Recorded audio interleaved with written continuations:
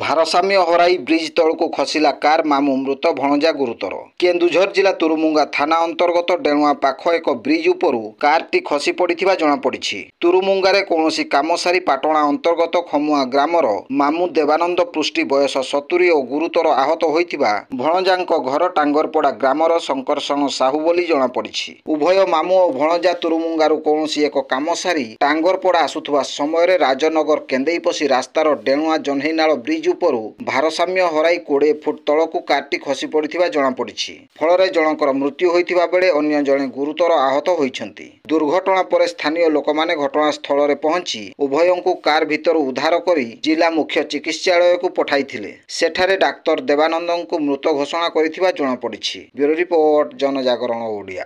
Video ଗୁଡ଼ିକ ଆପଣମାନଙ୍କୁ ଭଲ ଲାଗୁଥିଲେ ଆମ ଚ୍ୟାନେଲକୁ ସବସ୍କ୍ରାଇବ୍ କରିବା ସହ ଲାଇକ୍ ସେୟାର କରିବାକୁ ଭୁଲନ୍ତୁ ନାହିଁ।